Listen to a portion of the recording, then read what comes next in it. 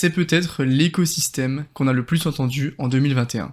Le Polygon et son token Matic. Mais en vrai, je pense que la plupart des gens ne savent pas ce qui se passe derrière le Polygon et que le projet Polygon est totalement dépendant et associé avec un autre monstre des crypto-monnaies, l'Ethereum. Le Polygon, c'est une sorte de protocole et de boîte à outils en même temps qui va permettre de construire et de connecter des blockchains qui vont être compatibles avec l'Ethereum. En ce moment, si vous suivez un petit peu l'actualité des crypto-monnaies, vous savez que l'Ethereum a un gros problème parce que l'Ethereum est très utilisé et est très adopté. C'est la deuxième plus grosse crypto-monnaie et c'est l'écosystème devant le Bitcoin qui est le plus utilisé dans la DeFi, dans la finance décentralisée. Mais l'Ethereum a atteint des limites de scalabilité et d'évolutivité qu'il faut vraiment essayer de contourner parce que sinon l'Ethereum ne pourra jamais durer dans le temps. Actuellement, la blockchain Ethereum ne soutient que 30 transactions par seconde, ce qui est beaucoup trop faible pour un géant comme l'Ethereum. Si vous voulez un ordre d'idée, le Solana par exemple fait 65 000 transactions par seconde. C'est bon pour vous? Du coup, l'Ethereum a un gros problème parce que imaginez que vous voulez envoyer sur la blockchain Ethereum 1 euro à votre pote. Vous voulez lui envoyer 1 euro, pas plus. Vous allez avoir plus de 20 euros de frais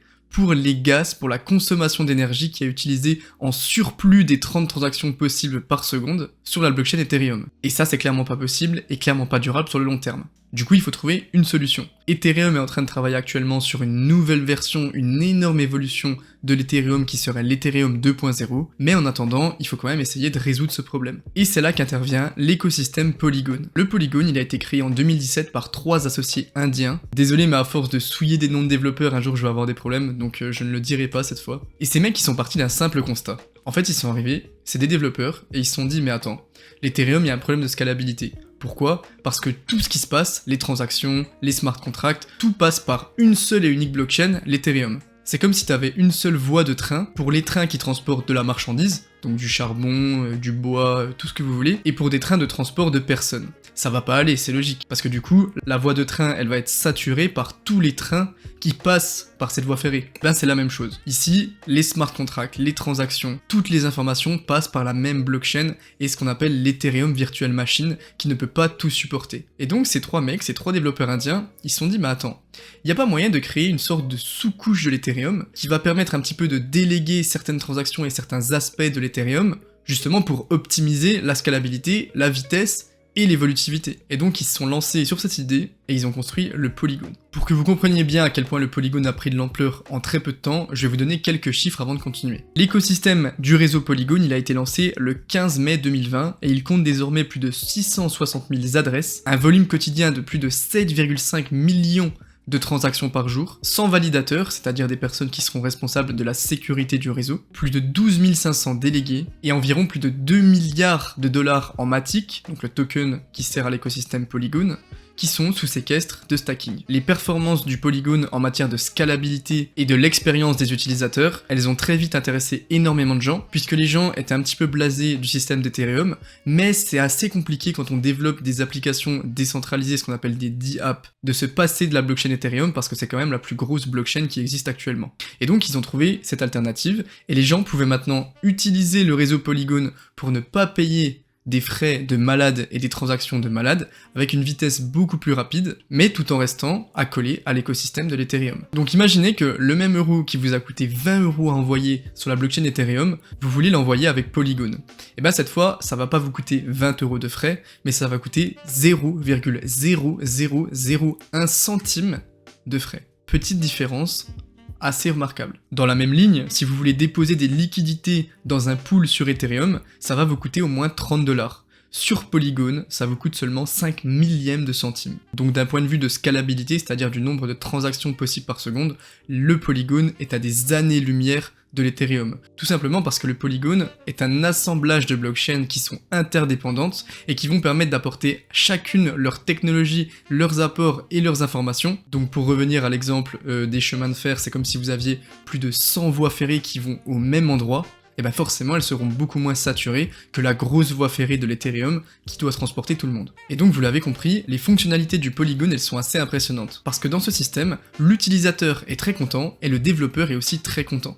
Parce qu'il faut pas oublier que la blockchain Ethereum et la blockchain en général, c'est pas uniquement pour faire des transactions de crypto-monnaies entre particuliers, mais c'est aussi pour que les développeurs développent leurs applications décentralisées en s'appuyant sur la blockchain. Et c'est très intéressant de développer une application sur le Polygon pour les raisons de scalabilité que je vous ai évoquées tout à l'heure, mais aussi parce que par exemple, le Polygon, il utilise le même langage de programmation que l'Ethereum, c'est-à-dire le Solidity, qui va vous permettre du coup de faire la passerelle très facilement entre votre application que vous avez mise sur l'Ethereum, vous pouvez la mettre sur le Polygon très facilement parce qu'elle sera compatible. Ensuite, comme je vous l'ai dit, c'est un écosystème qui est extrêmement scalable, donc on peut y développer ses propres chaînes personnalisées, choisir ses propres algorithmes de consensus, c'est-à-dire Proof of Work, Proof of View, Proof of Stake, etc.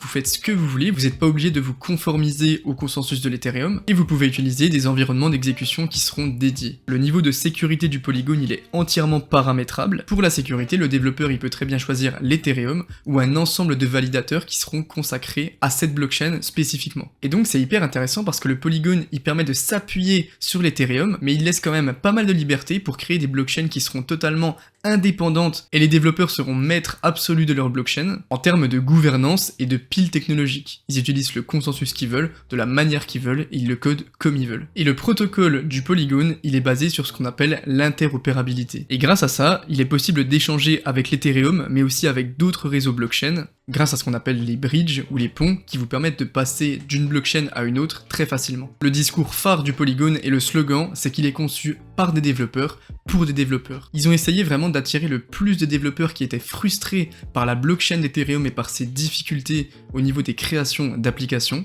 pour que ces développeurs-là soient totalement à leurs aises et puissent se servir de l'Ethereum pour la visibilité de leurs applications. Et actuellement, quand on voit le nombre de partenariats et d'influences qu'a eu le Polygon, on peut voir que c'est vraiment un écosystème qui a répondu à un gros problème, qui était le problème du développement des applications sur l'Ethereum. Les gens et les développeurs se sont rués sur le réseau Polygon parce qu'il comblait tous les problèmes de l'Ethereum, mais que actuellement, si on veut développer une grosse application, c'est encore compliqué d'aller sur d'autres blockchains que l'Ethereum, comme Avalanche, Solana, parce que c'est des blockchains qui sont pas totalement encore très adoptés et très utilisés. Je parle évidemment à l'échelle de l'Ethereum. Le Polygon, il s'appuie sur son token qui est indispensable au fonctionnement du protocole, c'est le token Matic. Le Matic, c'est le jeton central de l'écosystème du Polygon. C'est un jeton qui va être utilitaire, un jeton de gouvernance et l'unité qui va récompenser les validateurs et les mineurs. Le Matic, il va fournir une sorte d'incitation économique pour tous les participants à contribuer au bon développement du Polygon, puisque ici, la validation des blocs, le calcul des preuves et toutes les autres ressources économiques sont rémunérées en Matic. Et tout est fait vraiment pour inciter ces gens à s'impliquer dans l'écosystème du Polygon, parce que les simples holders, les gens qui ont juste acheté leur Matic et qui les hold sans vraiment apporter une valeur quelconque à l'écosystème, ils ne seront pas récompensés en Matic. Le Polygon, il repose donc sur un système de consensus qu'on appelle la preuve d'enjeu, dont je vais pas vous expliquer aujourd'hui parce que j'ai prévu de faire une vidéo encore plus en détail sur le fonctionnement du Polygon un peu plus technique, mais en gros, il faut garder en tête que la preuve d'enjeu, elle est plutôt faite et utile pour les validateurs et qui vont servir à améliorer la sécurité, la scalabilité de l'écosystème, qui seront grassement récompensés pour ça, mais les holders, eux, ne pourront pas être récompensés, c'est la différence avec le Proof of Stake, qui récompense tous les holders par ce qu'on appelle le stacking. Je suis vraiment en train de m'intéresser à fond à l'écosystème du Polygon parce que je suis vraiment en train de creuser dans la blockchain et d'essayer de regarder où est-ce qu'il serait le plus intéressant de développer des applications et des sociétés. Et honnêtement, j'ai vraiment le pressentiment que le Polygon va vraiment servir à apporter une vraie valeur au monde de la crypto-monnaie et de la blockchain et qu'il faut vraiment garder un œil dessus. Je vous ferai une vidéo plus en détail dans quelques jours ou quelques semaines sur le fonctionnement du Polygon quand je l'aurai bien cerné totalement. Je voulais tout vous faire en entier, mais honnêtement, j'ai pas réussi à totalement bien comprendre les notions de couches inférieures. Le Polygon il est divisé en plusieurs couches qui servent à ça, qui sont reliées par tel consensus, etc. Donc pour pas vous dire de conneries, je vous fais une vidéo un petit peu préquelle sur le Polygon où je vous explique un petit peu de manière vulgaire comment ça marche et je vous ferai une vidéo plus technique. Merci d'avoir regardé la vidéo, n'hésitez pas à me dire dans les commentaires si vous avez une crypto-monnaie ou un token pour laquelle vous aimeriez que je parle pour expliquer plus en détail. N'hésitez pas à vous abonner si la vidéo vous a plu, c'était Iril Crypto, à bientôt.